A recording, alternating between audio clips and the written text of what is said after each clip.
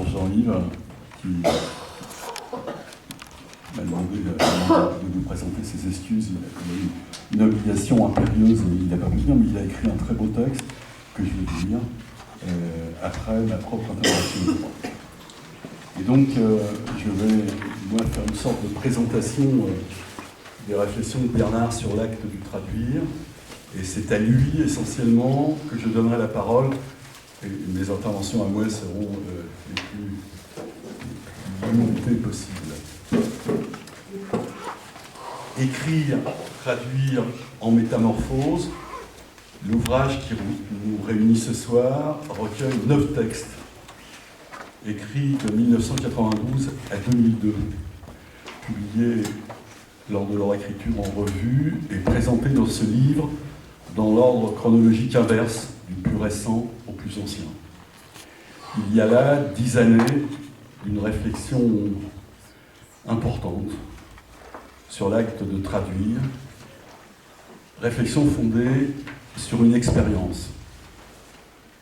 Bernard entendait, il l'écrit dans un de ses textes, livrer une expérience où l'exigence est toujours confrontée à l'échec et à la perte. Et il ajoutait dans une incise qu'il ne proposerait pas une réflexion théorique. On va voir que si l'expérience de la traduction est bien toujours présente dans cet ouvrage, la réflexion théorique l'est tout autant, même si c'est en arrière-plan. Une remarque préalable.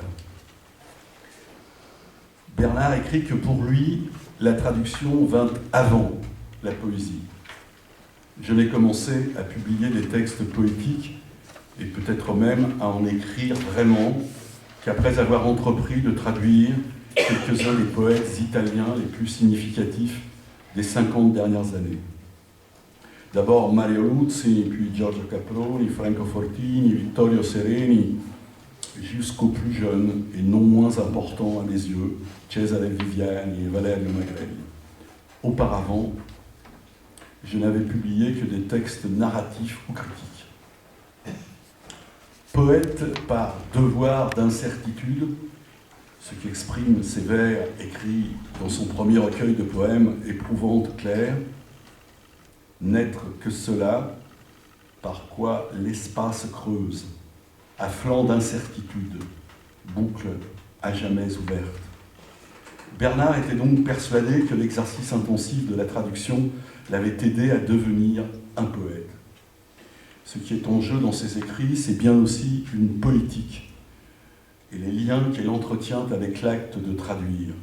Je me contente ici de le noter, car cet aspect sera développé par d'autres intervenants. Une revendication d'empirisme frappe d'emblée le lecteur. Toute traduction, écrit Bernard, est équilibre subtil ou piteux entre perte et acquisition. Le traducteur tâtonne avec entre les mains des instruments inadéquats, car en tant qu'instruments, ils ne peuvent saisir que des dimensions et non leur interrelation dynamique. Pour Bernard, par quelque voie qu'on aborde la traduction poétique, force est de constater que l'empirisme, au terme de la démarche, l'emporte. Il y a dans la conception de la traduction que Bernard revendiquait un ennemi, et par conséquent une polémique qui se déploie. Elle se déploie contre la communication. Pour lui, la traduction n'est pas une des formes de la communication. Cette polémique contre la communication est incessante et féroce. Le combat contre ce qu'il nomme l'espace hégémonique et totalitaire de la communication a une dimension presque militante. Dans ce refus d'une voix qui parle pour ne rien dire, il y a là un engagement, un acte volontariste d'espérance qui fonde sa propre poétique et sa propre conception de l'acte de traduire. Ce combat implique de rejeter quelques illusions sur l'acte de traduction, et précisément les illusions qui proviennent de la communication ou qui la favorisent. Cette polémique a des conséquences sur ce que ne doit pas être la traduction. Elle n'est ni transparence, je cite Bernard, la traduction littéraire doit se détacher du fantasme de transparence, de fidélité, de passage, voire de pure transmission. Et elle n'est pas non plus simple circulation du sens. Et cela a des conséquences aussi sur ce que doit être une traduction pour lui. Elle doit être une lecture incomparable, un travail que le traducteur effectue sur sa propre langue et s'apparente ainsi à l'acte d'écrire. Une lecture. Je cite Bernard. « Je demeure persuadé que le faisceau de sens qui constitue le texte n'est révélé au traducteur que par et dans l'acte même de traduire, qui n'est pas fidélité à une lecture première, mais en elle-même lecture essentielle, incomparable. Dans le transfert de l'une à l'autre langue, vibrent toutes les potentialités du texte, tous les états qu'il a traversés dans sa langue d'origine avant de se stabiliser sous la forme que nous lui connaissons. Traduire est en soi une lecture critique, mais la recréation s'y confond avec l'analyse. La lecture tout entière étant dominée par l'impératif de répondre dans l'autre langue à la question muette que pose le texte étranger. Après avoir été une lecture, elle est un travail. Il faudrait se convaincre, je cite Bernard, vous aurez compris que je cite Bernard. Ce que je voudrais faire, c'est vous lire le livre, mais ce sera un peu long. Il faudrait se convaincre d'abord que la traduction n'est pas essentiellement une des formes de la communication, qu'elle ne consiste pas à simplement transmettre dans la transparence, qu'elle n'est pas un pur passage, mais toujours un travail sur sa propre langue. Une chance donnée à celle-ci de remettre en cause ses certitudes et ses limites à travers l'irruption dans son espace d'œuvres et d'écritures étrangères. En cela, elle ne se contente pas de refléter une origine, elle élargit le champ d'expression de la langue d'arrivée.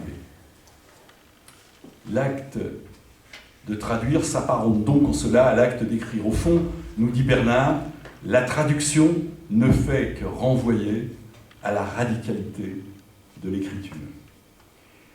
Il y a un moment où, après avoir exercé la plus grande rigueur possible, après avoir ressenti l'illusion de maîtrise vis-à-vis du texte à traduire, il s'agit bien d'écrire la traduction.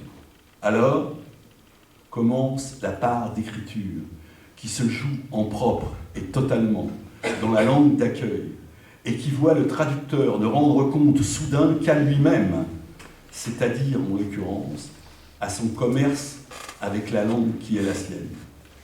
À ce moment de l'acte, le traducteur est bien, pour l'essentiel, écrivain. Il ne peut en être autrement, sous peine d'ignorer le défi littéraire que pose toute traduction et de se limiter à ne produire que des calques ou des simulacres. De cette conception, Bernard tire des conclusions au fond théoriques, en tout cas en résonance avec des débats toujours actuels en traductologie. Je le cite. La question de la bonne ou de la mauvaise traduction ne se pose pas, au fond, dans des termes très différents de ceux qui président à l'évaluation d'une écriture quelle qu'elle soit. Il est illusoire même de prétendre que la réflexion moderne sur l'acte de traduire, telle qu'elle fut menée par Henri Méchenique ou par Antoine Berman, ait sensiblement réduit la part de subjectivité que comporte le jugement qu'on peut exprimer sur un texte traduit. Cette réflexion a simplement replacé au centre du débat la question de la littéralité et de ses limites acceptables ou créatrices. Cette dernière phrase dépasse la double figure de la traduction à laquelle Bernard Simeone renvoyait en faisant appel à deux auteurs italiens, Sergio Solmi et Franco Fortini. Le premier, Sergio Solmi, voyait dans l'acte de traduire une sorte de rivalité mimétique et faisait de la traduction le fruit d'une émulation jalouse. Fortini, quant à lui, défendait l'idée que traduire donnerait l'illusion d'écrire sans en assumer le risque essentiel, celui de la légitimité de l'acte même d'écrire. Bernard, tout en citant ses maîtres, tente au fond à rendre ses thèses inefficaces et obsolètes. Si la traduction ne fait que renvoyer à la radicalité de l'écriture, elle pose dès lors la question essentielle de sa cohérence.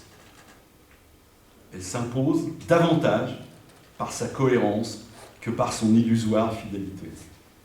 Cette cohérence, c'est, nous explique-t-il, le travail que le traducteur mène sur sa propre langue pour éprouver sa tolérance à la distorsion, à l'extension, à l'effet d'étrangeté qu'elle peut subir de la part d'une traduction soucieuse de littéralité. Travail que Bernard commente en ces termes. Métamorphose, là encore, sur cette frontière où la langue, portée à ses limites, les repousse.